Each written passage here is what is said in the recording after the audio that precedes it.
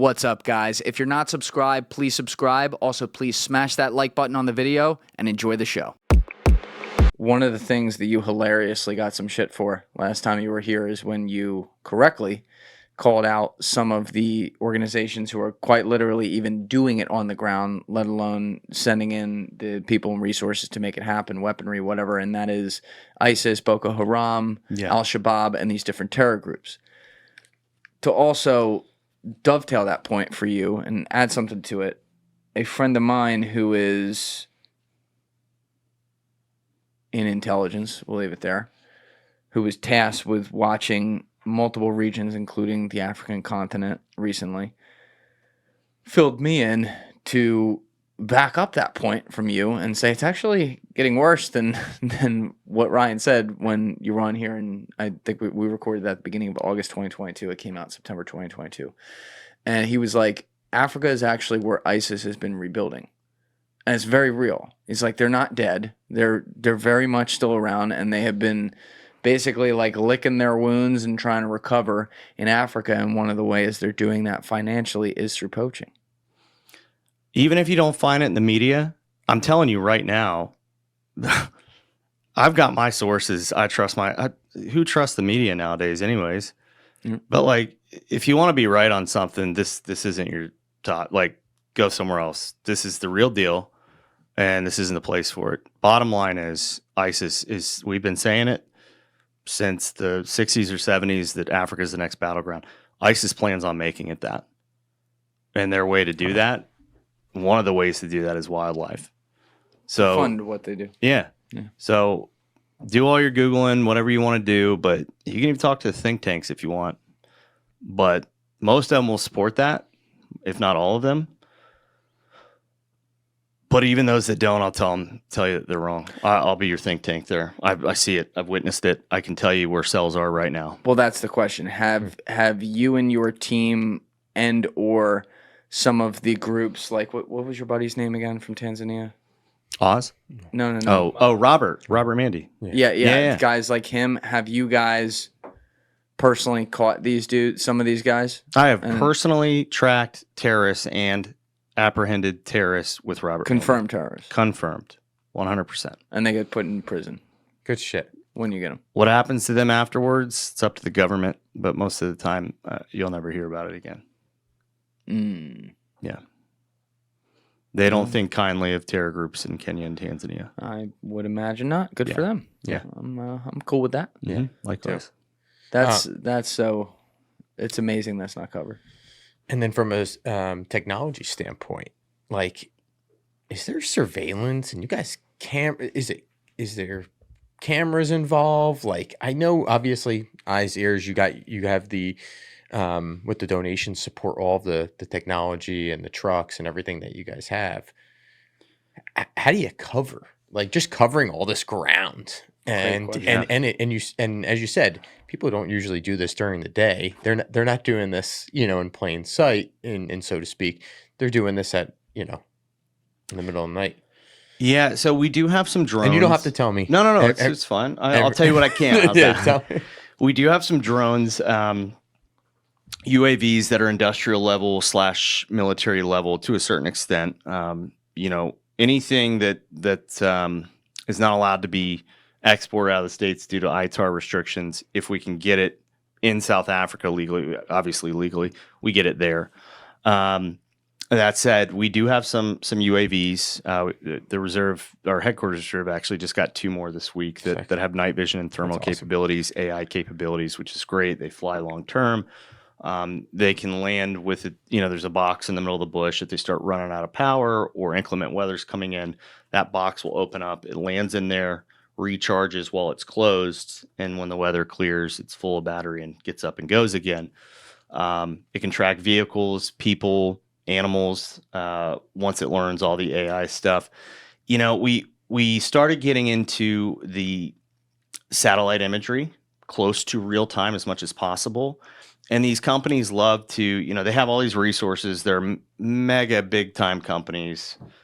And at the end of the day, they give you a lot of hope. We could do this. Maybe there's a potential for sponsorship. But then at the end of it, they want, $300,000 a year just to give us access to their satellite imagery in a very small area. And it's like, come on, dude, we're a charity here. Don't sell this to us. Like you have the capability to make a difference here, to help save a species and support those veterans and these organizations that are doing this.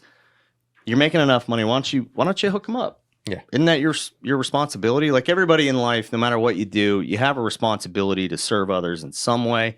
And I think this is a good opportunity for these satellite imagery companies to really step in and change the landscape of wildlife protection. But there's also, I hear a lot of these stories from you, because the crazy thing about a lot of the undercover work you guys have done over the years is you end up bumping into a lot of other things that have nothing to do with what you're doing that you kind of uncover. And I know some of those you obviously can't divulge, but like, there is such an insane international dark side of capitalism, if you will, that occurs within the African continent in all kinds of businesses. We've seen the stories like the cobalt mines and stuff like that. Again, I've heard some of the ones that you've told me about that blew my mind. Like, there's so much that people are already taking advantage of there, and yet, I don't mean to be a cynic, but do we expect some of these same companies who are operating in that type of territory, okay, implicitly at least, with some of these kinds of things, to really give a fuck and want to help out, you know? Well, I choose to be optimistic. I choose to. I mean, I hope that somebody steps up and does the human thing, the right thing, and helps out, because, we don't operate off an endowment. We'll get there one day, because we're not quitting. I mean, we've been doing this long enough. Yeah, we got to get you there. And we'll make it happen, but we ain't paying no $300,000 for satellite surveillance that you've already got. Put it at 435, if you don't mind, Alessi, and pause it right there. I wanted to bring up this video too. This is another one that's been played on podcast before. Yeah, right there. Pause it right there. So one of the things I love about the approach that both you and Paul Rosalie have, your buddy Paul, and Ryan, if you go look at 117, was the guy who started putting this all together here, introduced me to Paul, all that. Very cool to see all these worlds come together. But Paul in the Amazon, you in Africa, your goal is more common sense education, if you will, for some of the people there who are involved in these. In some cases, there are literally some locals who are, roped into this to do this or whatever. And the approach is not to so much go after them and destroy them, versus it is changing hearts and minds. And I love this clip that I want to put full screen, and we'll kind of narrate it because it is owned by Discovery. But stick this full screen if you don't mind, Alessi. This was you on Discovery, I guess, doing a feature back in 2017, something like that. This is 2014. Oh, this is even farther back. Way back, yeah. So what you're going to see here is there are a couple locals in this case who were caught poaching. And this guy, we can play it now, Alessi. This guy who's one of the investigators is telling you, and I'll read it on the screen in a second, this night we have to talk to them very, very seriously, but we have to torture them. We have to use like at least a bit of reasonable force so that we can like have the crucial information. And he's telling you this, the information which we need to get us exactly the people we want to start. And your approach is, no, let's go in there. Let's talk with these guys. Let's say, like, okay, you're playing for the wrong team right now. You obviously got caught. You're in trouble. But why don't you think on it? And I'll come back tomorrow. And if you want to tell us where all these cells are who have hired you and take us there, we can look at you potentially becoming park rangers and joining Team South Africa. Or was this in South Africa? This is in Tanzania. Yeah. Team Tanzania. In this case, it's a very cool clip. I'll put the link down in the description, but it's literally showing you on the ground with these guys telling them this. And that approach, this is the peacemaker approach. Warrior guy coming in, having to take care of some shit, but you're not in there, putting holes in heads where you can change current holes in hearts and mend them up.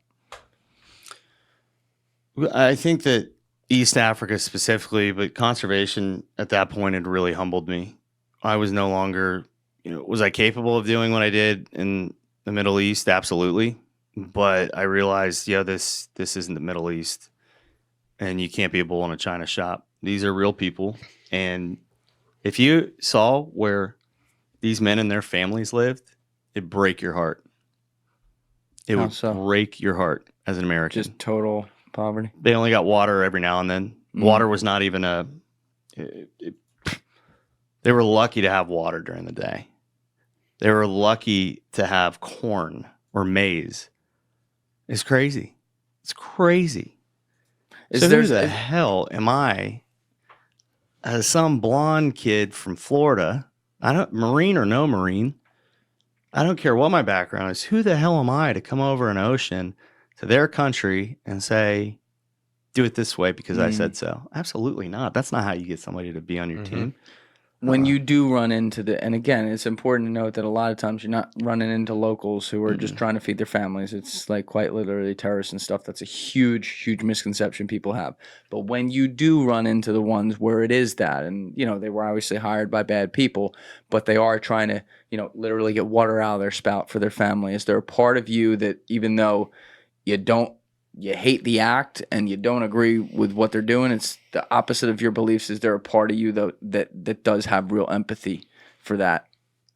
For these people like this? Yeah. Absolutely. Yeah, 100%.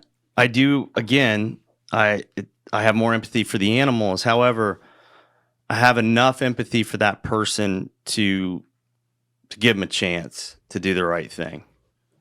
I have that mutual respect that every human should have for one another until proven otherwise. You